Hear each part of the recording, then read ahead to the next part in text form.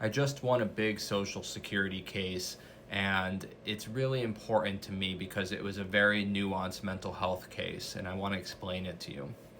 So, in Social Security cases, we often use what's called the listings.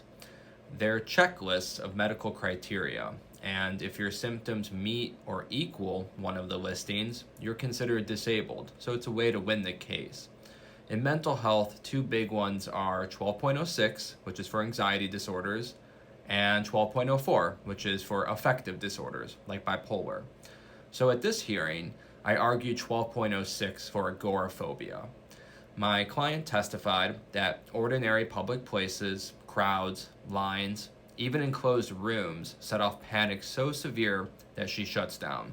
That's exactly what 12.06 is meant to capture. But at the hearing, the judge pushed back. He pointed to things like her getting tattoos, late night texting with men, as things that he thought looked inconsistent with my argument. His point was, if she is really agoraphobic, how could she do those things? And that's exactly where this case turned, because those behaviors weren't proof that she was fine. They actually highlighted her bipolar disorder under 12.04. Impulsivity, risky decisions, sudden bursts of energy, those are classic features of bipolar. And here's the key: you can get tattooed in a private setting, you can text people from your couch. None of that requires walking into public spaces that could trigger agoraphobia.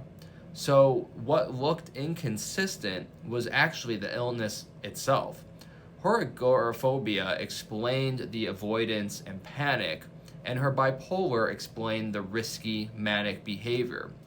Two listings, two diagnoses, and those together painted the full picture. That's the nuance. Mental illness is rarely neat or linear. It often overlaps, it cycles, and it even contradicts itself. And those contradictions don't make someone less disabled. They can be the clearest evidence of why that person cannot sustain full-time work. And that's why we won. Because in Social Security cases, long-term disability cases, you can't force mental health into one box. And the law is set up for that. You need to take a nuanced approach and connect the dots for the judge. Because sometimes the very things that seem like a contradiction are actually the strongest proof of disability.